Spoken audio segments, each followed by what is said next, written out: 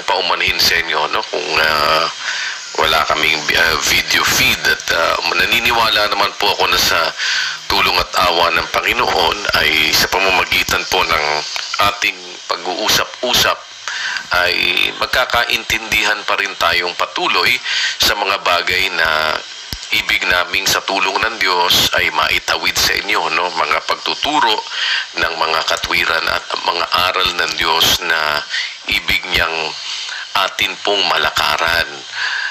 Masaya ka naman ba, kapatid na Sani?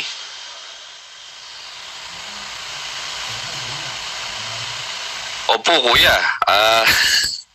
Talaga pong masaya kasi nakikita po namin ngayon ang kapatiran, kumbaga in action eh. Hindi puro daldal lang, salita lang, kundi nakikita natin yung paggawa ng hindi individual, kundi ng buong kapatiran kung paanong kumikilos na mas marami pong naaabot. Kaya dito nararamdaman namin talaga ang sarap na makipagkapatiran, masarap masama sa bayan ng Diyos na masikat sa mabuting gawa. Na dito ngayon, makikita natin yung palatandaan ng talagang tunay na samahan sa Diyos. Kasi yung puro daldal lang na nagsasabing ako magaling, kami totoo, ako marami akong alam, kahit sabihin mo pang maraming naituro sa'yo kung sino man, tingnan muna yung ginagawa mo. Kasi andun tayo lagi, sino ang marunong at matalino sa inyo. Laging andun lagi kuya sa Santiago 3 at 13, ang marunong at matalino, ipakita niya sa pamagitan ng mabuting kabuhayan ang kanyang mga gawa sa kaamuan ng karunungan. Kaya hindi pwedeng maihiwalay yung gawa dahil yun ang nagpapatunay na kung ikaw ngay sa Diyos. Kasi yung taong sa Diyos, tinuro ang lubos sa lahat ng gawang mabuti.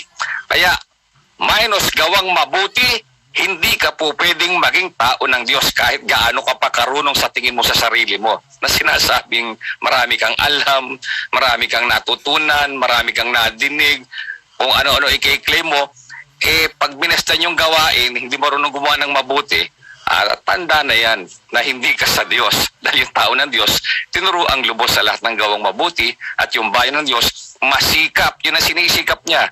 Masikap sa mabuting gawa at marunong umibig sa kapatiran.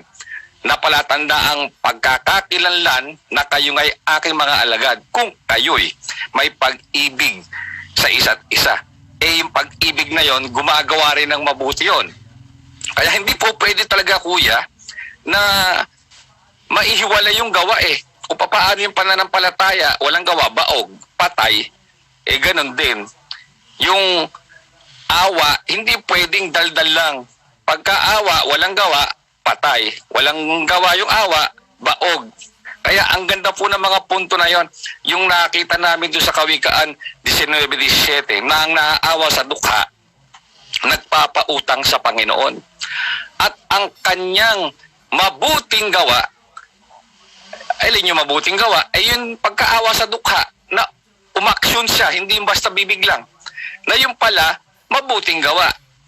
Kaya pala ganun yung talata na yun, doon ko lang din po napansin yung kuya yung pagtuturo na yon, na ang naawa sa dukha, na mayroong gawa, ay nagpapautang sa Panginoon. At ang kanyang mabuting gawa, yung pagkaawa na yon, na gumawa siya, babayaran sa kanya uli. Hindi ibig sabihin, nung naawa siya, kawawa naman. Kaya nung maintindihan namin yung giniginaw, kailangan ng pampainit, hindi mabinigyan ng balabal, walang kwenta yun pero yung nalalamigan, pinainit mo, bigyan mo ng balabal, nagutom, pinakain mo, yun ang mayroong awa, nakalakip na gawa, gawang mabuti. At yung ginawa mong mabuti, babayaran sa kanya uli. Hindi kalilimutan ng Diyos yun. Kaya napaka-importante na talagang mayroong gawa Kaya yung simula pa ng una kuya, yung sinasabi mo na pinag-aaralan natin sa Mateo 28:20, nakaangkor tayo ng nakaangkor doon, hindi tayo maalis Na ituro ninyo sa kanila na kanilang ganapin lahat ng mga bagay na iniutos ko sa inyo. O di lahat na ituro, ang utos ni Kristo, ganapin. Hindi basta ituturo lang, idadaldal lang, kundi gaganapin. At pagka ginaganap natin yon, ako'y sumasa inyong palagi hanggang sa katapusan ng panahon. Eh di yun nga yung sinasamahan ni Kristo. Sino yon? Eh yung nagtuturo tsaka gumaganap, lahat ng yon, yung nagtuturo tsaka gumaganap at tinuturuan, magkakasama yon na gumaganap ng iniutos si Kristo, sasamahan ng Panginoon yon. Kaya yun ang palatandaan na sinasamahan ng ating Panginoong Hesukristo. Gumagawa. At dito ngayon makikita natin, sino ba gumagawa? Kaya sa atin po, kung pagmamasdan natin ang mga relihiyon, sino may gumagawa ng mabuti? At sa kapatiran, makikita mo rin, sino ba yung gumagawa na kasama ng kapatiran? Madali Doon na mo, kapatid na Sani, malalaman naman kung sino yung sangkap. Kasi yung sangkap, kasamang sangkap, kasamang gumagawa. Diba? Kasama sa paggawa. Kaya nga, nararamdaman mo ba naman na sangkap ka, kapatid na Sani, ngayon? Opo, awa at tulong po ng Diyos. Hindi basta miyembro lang, sabi nyo nga. Bawat sangkap ng katawan, gumagawa yon. Nagdaramdam, may pakiramdam yon. Kasi sangkap siya. Pagka hindi sangkap, walang pakiramdam yon. Kaya nga kahit yung mga babaeng bao na wala naman na halimbawa mga matatanda na alam mo gumagawa pa rin yun nananatili sa pagdaing at mga panalangin gabit araw, sabi meron ang wikang sa 5:5 ng unang Timoteo, ang tunay na babaeng bao walang nag-aampon, may pag-asa sa Diyos at nananatili sa mga pagdaing at mga panalangin gabit araw. Aba, laki ng nagagawa nun. Gawa ba yun o hindi ba? Malaki yun gawa yun.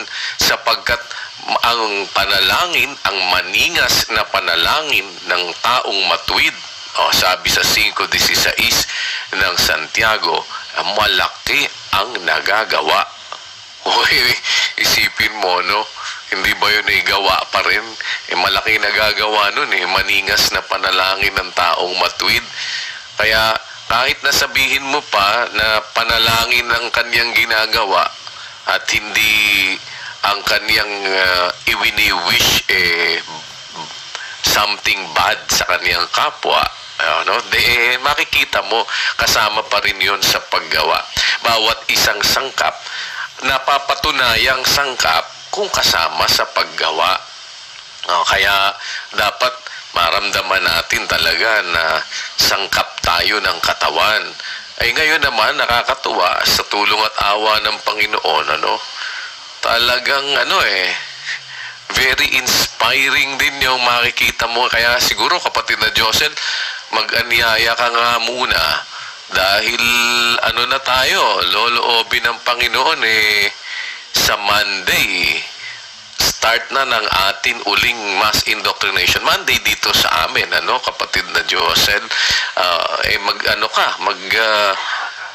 Mag-imbita ka na sa ating mga activities at mga patuloy na paggawang sama-sama para maipakita natin yung sinasabi doon sa 3:13 ng Santiago, di ba? Na para maipakita natin kung sino bang marunong at matalino, maipakita sa pamamagitan ng mabuting kabuhayan ang kaniyang mga gawa sa kaamuan ng karunungan, hindi sa paglalasing, hindi sa walang nakakakita, inom pala ng inom, at ang hindi mga mabubuting gawa ang ginagawa.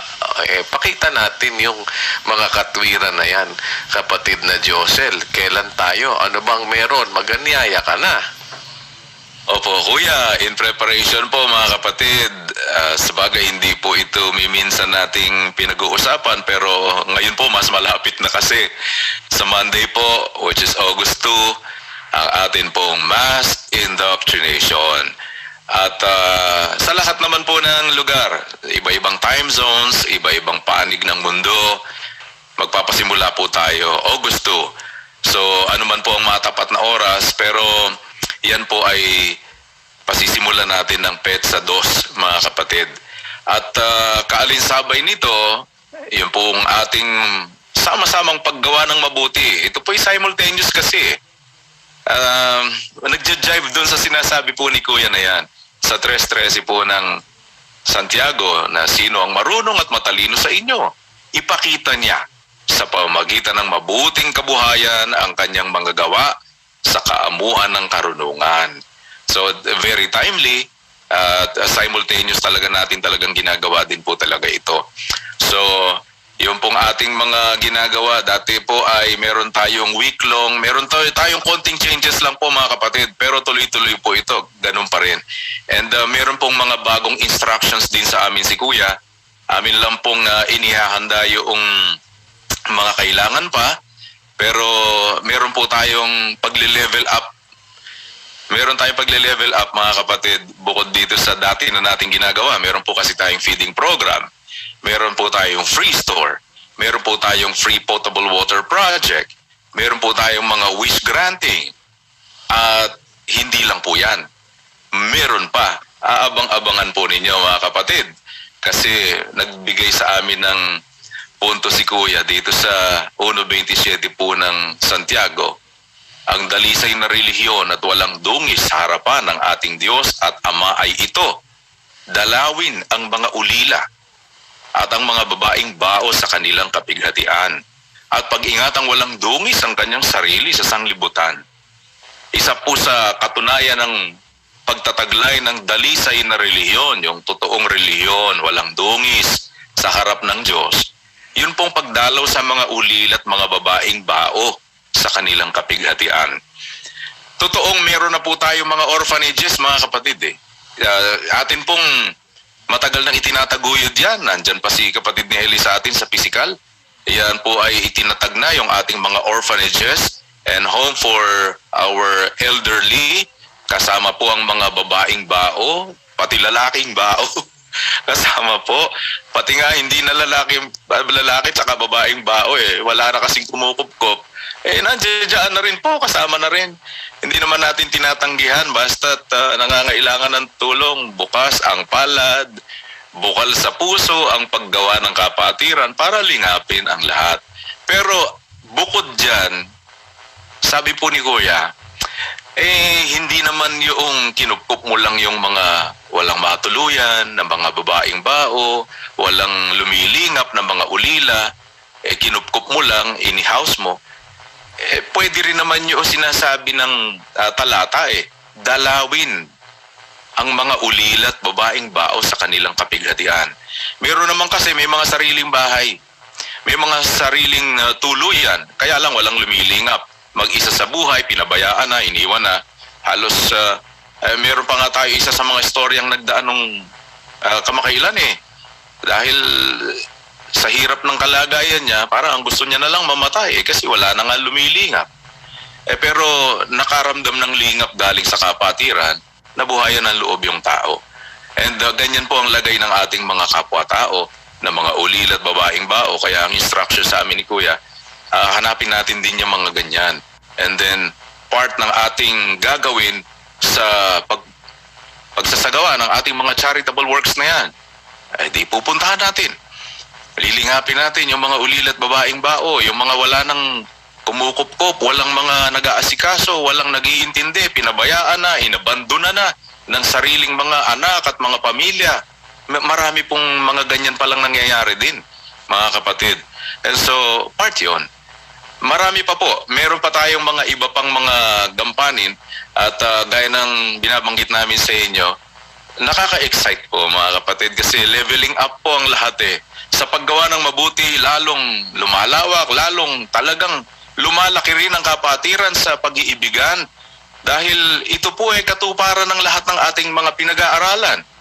Ang masarap kasi sa atin, hindi lang Kung natin natututunan mo, kapatid na Josel, yung pinag-aaralan. Kasi kahit marami tinuro sa'yo, kung di mo natutunan, ang katunayang natutunan mo yung itinuro sa'yo, nakikitang ginagawa mo, ina-apply mo, isinasakabuhayan mo. Diba? Pero kung mismo yung nagtuturo sa'yo, nilalapastangan mo, paano mo sasabihin na natututo ka na itinuturo sa'yo? Diba? Kaya dapat kapatid na Josel, maipakita natin. Ito tinuro sa atin ng kapatid na Eli, di ba? 1:27 ng Santiago. Ang dalisay na relihiyon at walang dungi sa harapan ng Diyos at Ama ay ito. So bahagi ito dapat talaga na magawa natin Dalawin ang mga ulila at mga babaing bao sa kanilang kapighatian at pag-ingatang walang dungis ang kaniyang sarili sa sanglibutan.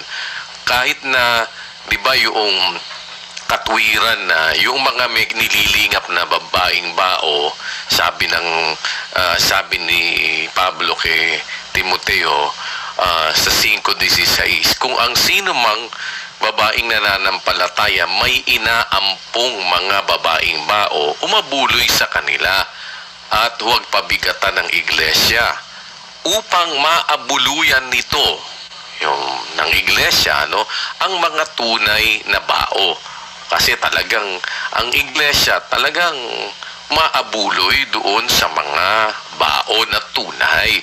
Ito dapat, ito kapatid na Josel, papag-aralan natin itong magagawa palagi. Ayan, upang maabuluyan nito ang mga tunay na bao. So, lahat ng mga qualified, gagawin natin ngayon ito sa tulong at awa ng Panginoon. Based on the requirements ng Biblia, kapatid na Josel, yung mga tunay na babaeng bao, dapat maabuluyan natin. Matulungan natin. Nakita mo yung punto doon, kapatid na Josel, dito sa sinasabi ng 5:16. Kasi kung halimbawa, ikaw, nananampalataya, meron kang inaampon, ikaw mismo, halimbawa, hindi naman ko mo sinabing sino man babaeng nananampalataya, yung babaeng nananampalataya lang ang pwedeng mag-ampo ng mga babaeng bao, na, paano yung mag-asawa, na nananampalataya. So, kung mayroong babaeng nananampalataya, may inaampong mga babaeng bao, umabuloy sa kanila. Sige, abuluyan ninyo yan. Ngayon, yung naman anwikang mga tunay na bao ay maabuluyan naman ng iglesia. Kasi para wag pabigatan ng iglesia, yung mga babaeng nananampalatayang may inaampon ng mga babaeng bao, mabuloy sa kanila. At wag pabigatan ng iglesia upang maabuluyan ng iglesia ang mga tunay na bao.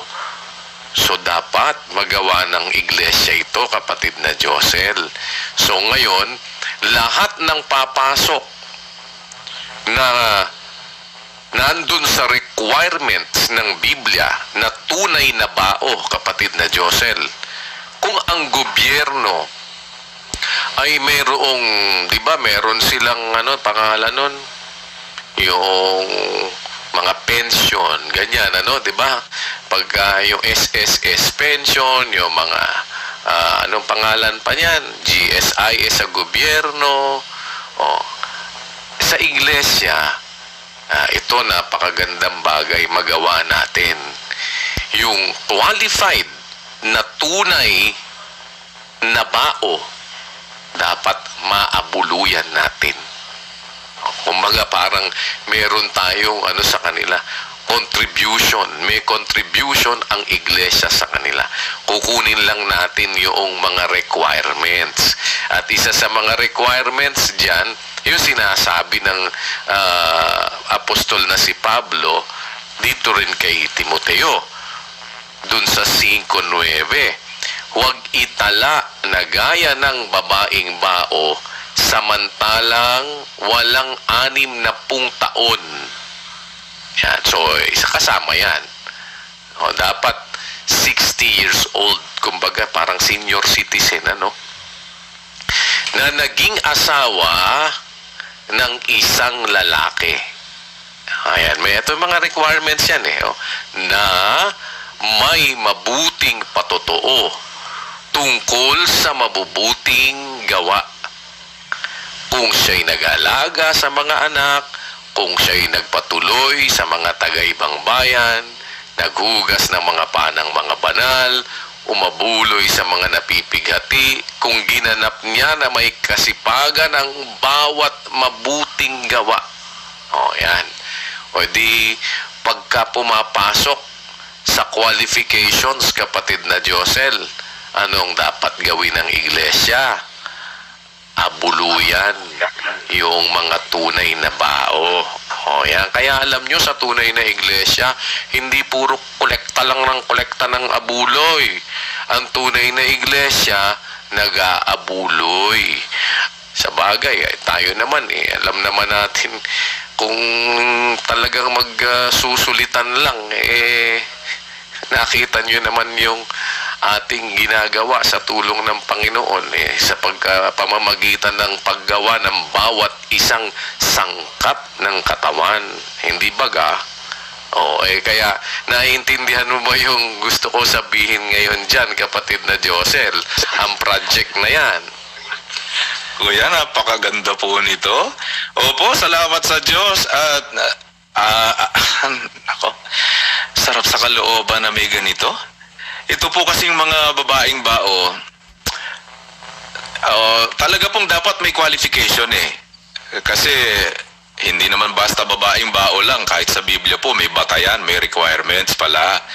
At ang maganda po dito, halimbawa, meron namang kapatid na mga nananampalataya, babae man siya, o kaya mag-asawa, o kung sino pa sa atin. May kakayahan ka, may pananampalataya ka naman, at talagang may puso ka rin tumulong, nandiyan ang mga babaeng bao, may kinukup ka, umabuloy ka doon sa kanya. Ikaw na bahala. Para ang iglesia naman, sa kabuuan ng iglesia, makaabuloy din sa mga talagang bao, mga pasok doon sa requirements ng pagiging tunay na babaeng bao na sinasabi ng Biblia. Dapat may 60 taon, naging asawa ng isang lalaki, may mabuting patotoo tungkol sa mabubuting gawa, nag-alaga sa mga anak, siya'y nagpatuloy sa mga taga-ibang bayan, siya'y naghugas ng mga paan ng mga banal, siya'y umabuloy sa mga napipighati, kung ginanap niya na may kasipagan ng bawat mabuting gawa. Yan. Mga requirements po yan Pagkapasok dyan, hindi po pwedeng pabayaan ng iglesia po ang ganyang klase ng kapatid na babaeng bao. Hindi uubra. Talagang hindi pa kabigang lahat ng pakay ng ng iglesia kundi may patulak. Kaya tulak nga ng tulak Talaga hindi naman tayo, talagang tulak naman. Lahat halos tulak yan talaga. Pero ang gusto natin ngayon magawa na mapagtulong-tulungan, kapatid na Josel, siguro ay lahat ng mga kapatid na tumulong na din po kayo na masabi ninyo, no? Kumbaga parang maipatala, gumawa tayo ng talaan na makapag-start na tayo kaagad immediately na yung mga tunay na bao ay talagang maabuluyan natin ng kumbaga parang meron na silang sa atin, magkakaroon sila ng pensyon sa atin kapatid na Josel. Opo. Ayan, edi mag-start na tayo ngayon, magtala. Sabi, di ba, huwag itala. Di ibig sabihin, magtatala ka. Huwag itala na gaya ng babaeng bao. Di magtatala ka. Kaya ngayon, umpisahan natin yan, kapatid na Josel. Bagaman, tama naman yung sinasabi mo, no? Meron naman tayo ever since sa tulong at awa ng Panginoon na inumpisahan na yan ng kapatid na Eli noon pa na talagang may bahay ampunan tayo, may mga home for the elderly. Nagkasama-sama na nga doon hindi lang naman yung mga babaeng bao yung mga nandyan. Di ba, alam naman natin yan pati na yung babaeng baog, pati yung mga lahat, mga marami. Alam naman po ng mga kapatid yan sa iba't ibang mga pagkakataon na tayo po ay may mga kinukup-kup. Pero dapat yung detalye nung nasa Biblia magawa natin Ang dalisay na relihiyon ay ito: dalawin ang mga ulila at ang mga babaing bao sa kanilang kapighatian. Pag-ingatang walang dungis ang kanyang sarili sa sanlibutan. O di dapat magawa natin yan.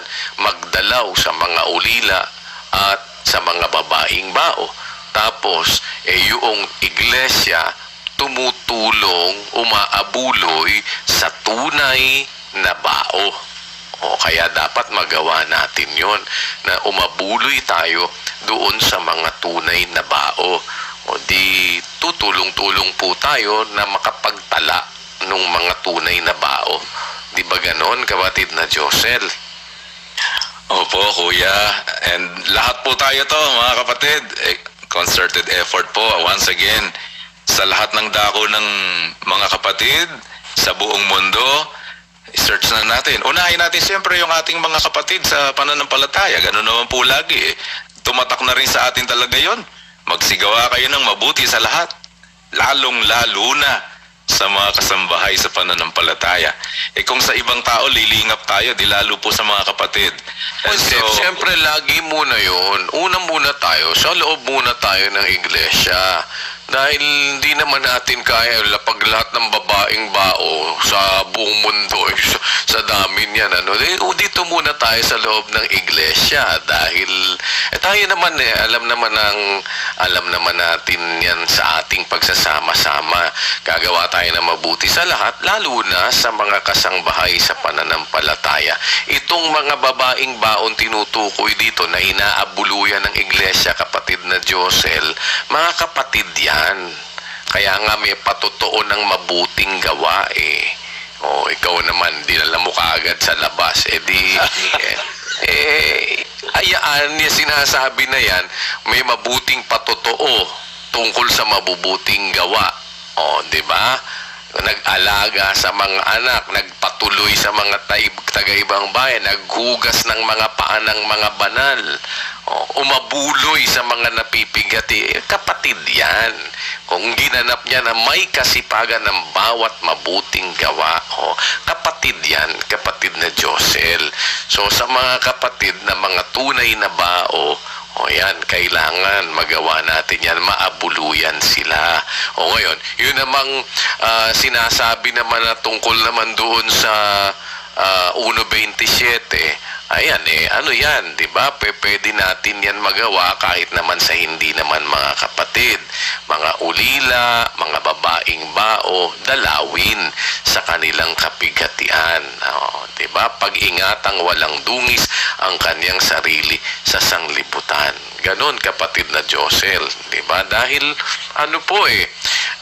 panahon ngayon, sabi mo nga, dandun tayo sa si Brad Sani, na naka-anchor tayo dun sa ating magawa yung sinasabi ng Panginoong Jesus na ituro nyo sa kanilang ganapin ang lahat ng mga bagay na iniutos ko sa inyo. O edi kung bahagi yan ng utos, dapat ay magawa natin, magampanan natin. At yan naman sa pagganap naman natin, sama-sama pa din tayo, tulong-tulong pa din tayo. Kaya nga nagche-check tayo, nagre-review tayo, kapatid ni Josel, sa huddle natin na ganito, kumusta ba tayo? Nagagawa ba natin yung ating mga napapag-usap-usapan? Na i-execute ba natin yung ating mga natututunan? Ito ba ay ating naia-apply? Di ba ganon, kapatid na Josel? Opo, kuya. Lagi po yun Lagi tayong may check, evaluation, mga assessment. Kasi napakahalaga po. Nonsense naman na nakikinig tayo, naintindihan natin without even applying what we already learned. And continuous po.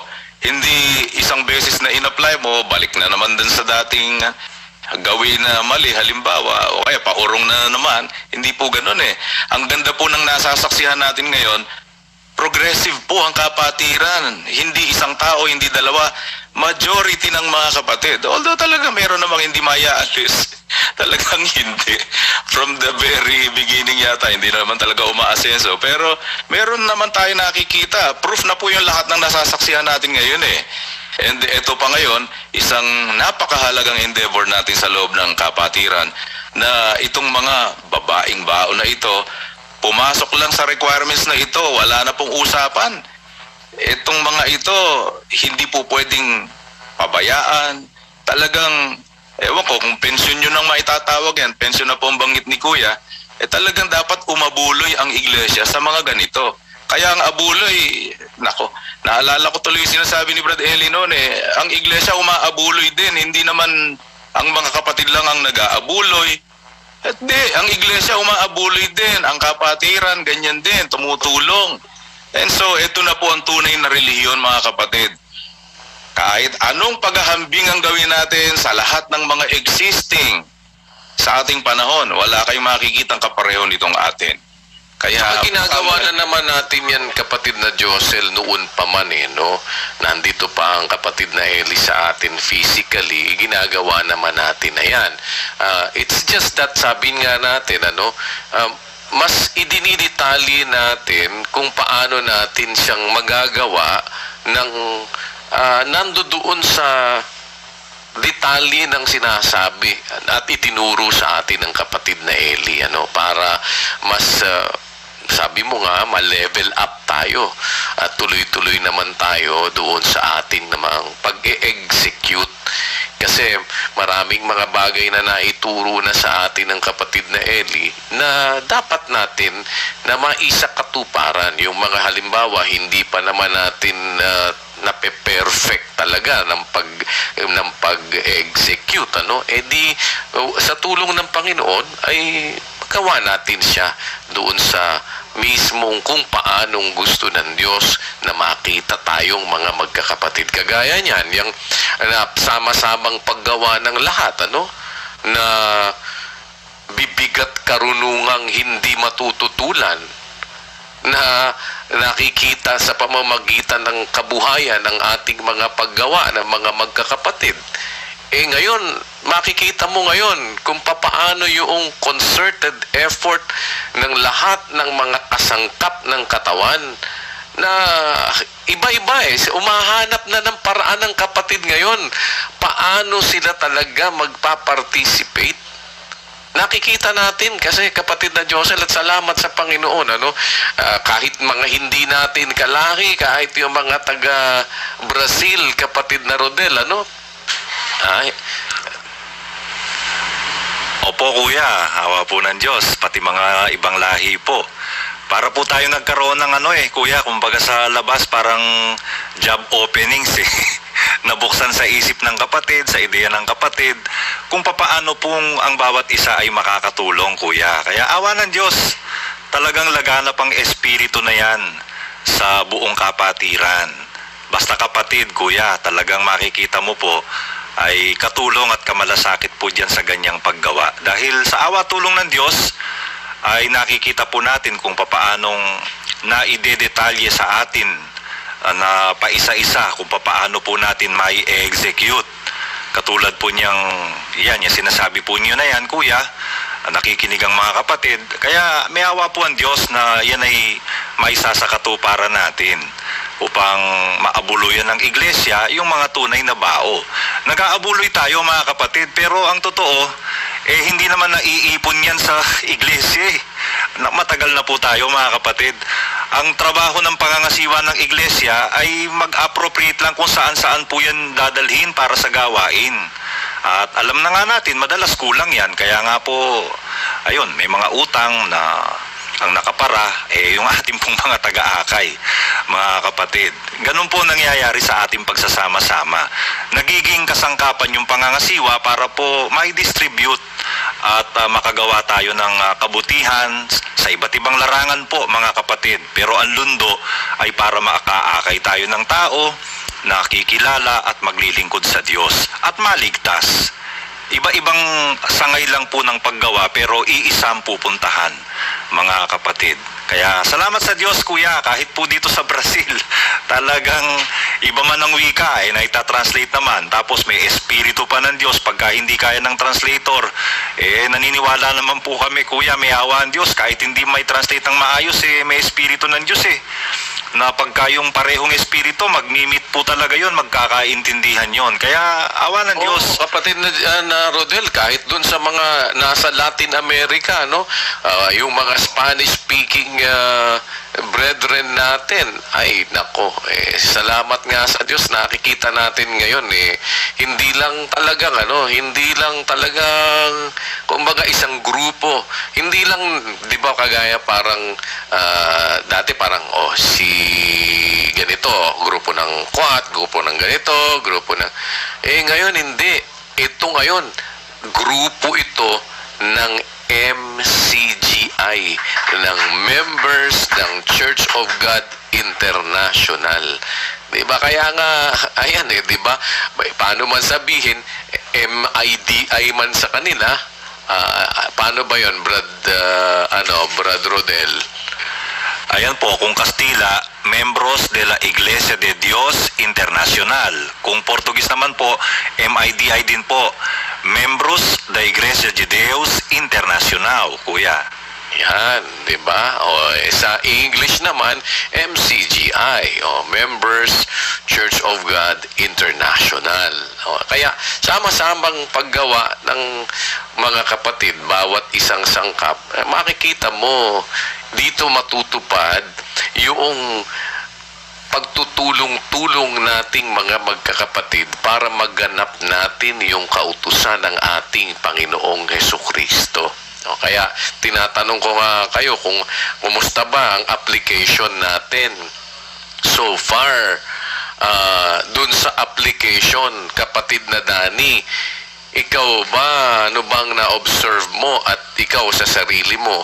Ano bang mga naia-apply mo na at nakita mong naia-apply ng mga kapatid mula doon sa pinag-aralan na natin noon pa at hanggang sa kasalukuyan na ating, kasi parang dapat na-check natin every now and then, na-apply ba natin?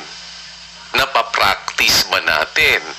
Kasi walang kwenta yung hindi mo pwedeng sabihin natutunan mo kung hindi mo mai-apply Sabi mo, alam ko na yan. Ayan naituro na sa akin. Ba't hindi mo na i-apply? Kaya dapat ngayon, na-check din natin. Ikaw kapatid na Dani, ano ba na i-apply mo na sa mga napag-aralan natin at nakikita mong na i-apply ngayon? Awa ng Diyos po, Kuya. Salamat po sa Diyos. Awa po ng Panginoon, Kuya. Napakalaking bagay po itong ating pinag-uusapan mula pa nung magpasimula po tayo. At isang malaking utang na loob po namin sa Panginoon na parang nabigyan kami ng isang malaking parabagang muling pagkagising na mai-apply po na sa lahat. Siyempre po, yung ma-remind na meron tayong dapat na magawa o matupad. Subalit, kakibat po pala nun, Kuya, yung pag-check, Kapitulo 13, versikulo 5 ng aklat ng 2 Korinto. Gabayon, para hindi tayo parang magkaroon ng parang agad na pagkasi ikaw na po ang nag-check kasi ng sarili mo, Kuya, ikaw na ang mismong magpapatotoo sa iyong sarili. Ako ako, palpak ako dito, hindi ko ito nagagawa. Yun po ang parang naging barometro o kumbaga parang pangpaalaala. Suriin, check mo ang sarili mo kung tayo nasa pananampalataya dahil mariremind ka, nasa iyo si Kristo, dapat lagi mong tatandaan.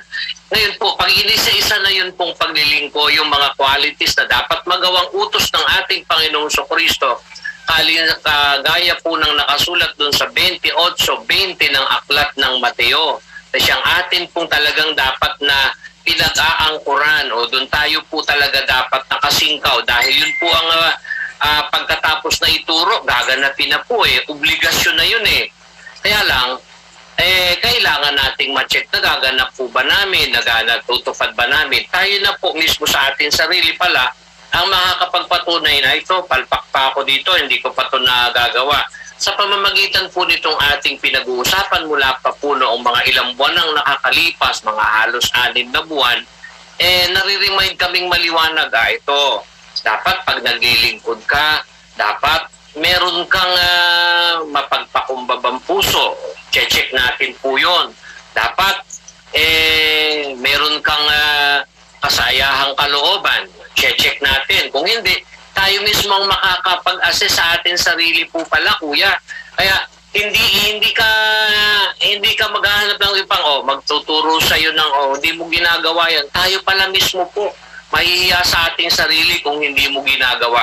Lalo na ngayon pong sa pagtutuloy-tuloy po nito, kuya, na isa-isa na po natin, naalaman na po namin sa pamamagitan ng pagtuturo ng Diyos sa pagkasangkapan sa inyo.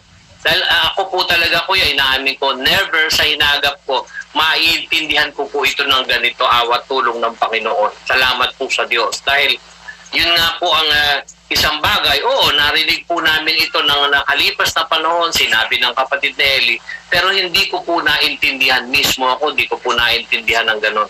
Maliban na lang po ngayon na unti-unting hinihimay-himay na po natin. Napakahalaga po pala ng paghihimay-himay. Talagang doon mo ngayon mararamdaman mismo sa iyong sarili. Gaya nga po nitong pinag-uusapan natin na Santiago Kapitulo 3, ang talata po ay itong talata ay 17, mache-check na natin ngayon. Tayo ba ang ating paggawa malinis? Ang ating bang paggawa ay na-apply ba natin yung kapayapaan? Nagiging banayad ba tayo? Tuwing ako po, kuya, pag personal, kahit sa pakikipag-usap, pag alam kong lumagpas ako doon, para bang may bundol ng sa mali ako doon. Salamat sa Diyos po. Tapos po, banayad, madaling panaingan. Lumapit sa iyo ang kapatid. Pasensya na po. Madali ba tayong panaingan? Puspos ng kaawaan. Yun po parang para tayo nananalamin. Mabubuting bunga, walang inaayunan, walang pagpapaibabaw. Napalaking bagay dito, kuya po, na mararamdaman at isa pa pong maliwanag namin naintindihan. Magigage mo ngayon na nandun ka ba sa pagiging sangkap? Nakikita natin ang mayorya, nagkakapuri. Dapat nandun ka sa nagkakapuri, nagagalak. Ikaw na may bitter, bate ka muna. Kaya kahit hindi pa sabihan ka, ikaw mismo ang sa sarili mo, malalaman mo at mararamdaman mo, teka, isolated ako iba ang aking iba ang moda ng aking nararamdaman maano ka, kung ikaw ay lingkod ng Diyos at sangkap, babalikwas ka. Maliban na lang kung pinatigas ng masamang isip ang kalooban natin. Kaya tayo mismo po ang makakaramdam nun. Napakasarap nitong maintindihan. Naawa ka, puro lang naman tayo salita. Paano natin mapapakinabangan yung awa na yon? Dapat makumpleto po pala natin. Nakakaawa. Ano kasunod? Mabuting gawa. Sapagkat ang away magmamanifest sa paggawa. Anong klaseng gawa? Mabuting gawa. Aling mabuting gawa? Angkor pa rin tayo doon sa pinagagawa ng Diyos sa atin. Ang naawa sa dukha, nagpapautang sa Panginoon. Ang kanyang mabubuting gawa o yung kanyang awa, yun na nga yung mabubuting gawa. Babayaran sa kanya uli. Ang liwanag po dito, kuya. Gusto mong magkaroon ka ng parang ganti sa Diyos, babayaran ka yung awa mo yun kailan yun magiging magmamaterialize?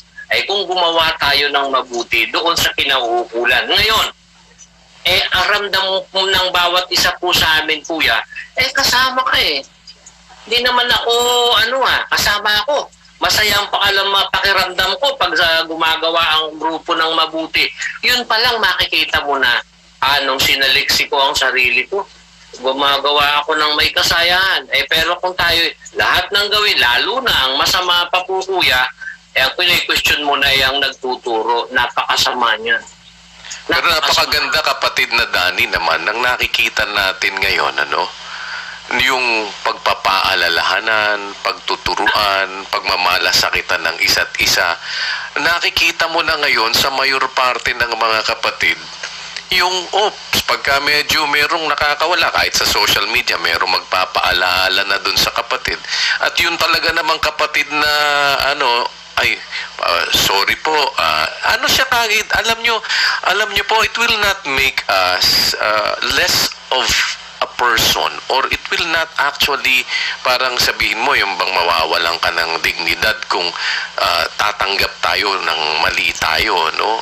Talaga naman ganun. Ang tao naman ay nagkakamali. Tanggapin lang naman natin yung pagkakamali natin pag tumatanggap naman ng pagkakamali ang tao, dapat tayo naman magpahinuhod naman tayo, 'di ba? Dahil tumatanggap naman dun sa pagkakamali. Kaya makikita mo ngayon yung mga kapatid, pagka mayroong mga nasa social media kung minsan na nakakahulag post, Brad, hindi na po tayo dapat sa ganyan. Pasensya na po, magbabago ulit. Marami na tayo ngayon, nagbabantayan na tayo sa isa't isa At hindi lang yon, yung pagtutulong-tulungan ng mga kapatid sa iba-ibang mga aspeto as to saan ba siya pwedeng makatulong, ano ba yung makikita mo yung voluntaryong kanilang mga paggawa, yung pag-uusapan lang natin sa pamamagitan ng mga salmot ng mga himno. Nakita mo naman kahit na mga matanda ng mga kapatid talagang nagpa-participate, gusto nila na sa pamamagitan noong tinig na meron sila maitawid nila yung aral, yung mensahe na awit na ukol sa espiritu. Napakaraming mga aspects na dapat nating makita at maintindihan ngayon. Kagaya niyan, binabanggit mo, babalikan ko lang sandali. Total, salita ka na. Kaninang ating pagkakatipon, si kapatid na Josel, isa sa mga binalikan niya, yung nandun sa Colosas 1:9, Gis, kung natatandaan mo, kapatid na Josel, na ang sinabi mo kanina sa nire-review mo ay ito sa mga talatang ni-review mo kanina. Dahil dito, kami naman mula ng araw na aming marinig ito ay hindi kami nagsisitigil ng pananalangin at ng paghingi ng patungkol sa inyo upang kayo'y puspusin ng kaalaman ng kaniyang kalooban sa buong karunungan at pagkaunawa ayon sa Espiritu, upang kayo'y magsilakad ng nararapat sa Panginoon sa buong ikalulugod niya at magsipamunga sa bawat gawang mabuti at magsilago sa kaalaman ng Diyos. Ang isang pino-point out mo kanina dito, kapatid na Josel, ay dun sa tinalakay natin regarding sa puspos ng kaawaan at ng mabubuting bunga. Na yung mabuting bunga, yung mabuting gawa. Na sinasabi nga dito sa Colosas 1:10, magsipamunga sa bawat gawang mabuti. Na kung titignan mo, kapatid na Josel, yan kasi, hindi ko na lang kanina isinaksak pa ulit dahil para hindi na makagulo dun sa sinasabi mo. Nando dun sa 9 na sinasabi yun na upang kayo'y puspusin ang kaalaman ng kaniyang kalooban sa buong karunungan at pagkaunawa ayon sa Espiritu. Diba? Anong karunungan ba pinag-uusapan natin dito, kapatid na Josel? Di babalik ka na naman doon sa 3:17. Diba? Ang karunungang buhat sa itaas. Nando doon tayo sa karunungang buhat sa itaas. Na yung karunungang buhat sa itaas na yon, pag binalikan mo yung itong 9 na binabasa natin, 1:9, ang sinasabi, upang kayo puspusin ng kaalaman ng kaniyang kalooban sa buong karunungan at pagkaunawa ayon sa Espiritu, upang kayo'y magsilakad na nararapat sa Panginoon sa buong ikalulugod niya. Alam mo, kapatid na Josel, para tayo makalakad ng ikalulugod ng Diyos. Dapat taglay natin yung karunungang buhat sa itaas.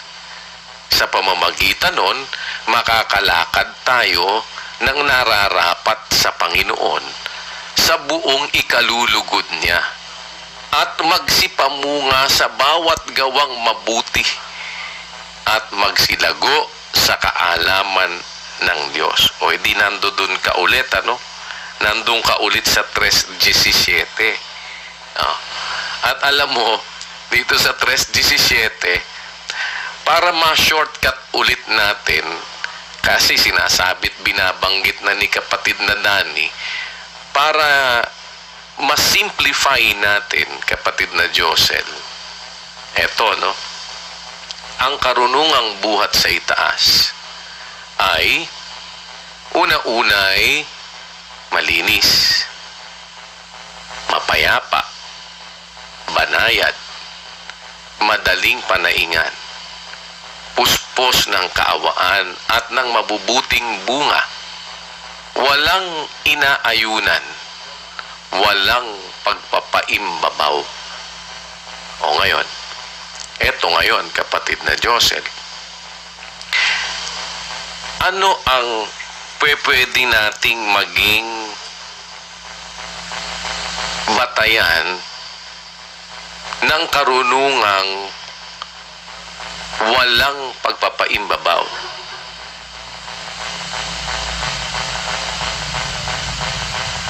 Karunungang buhat sa itaas, walang pagpapaimbabaw. Tama, kapatid na Josel?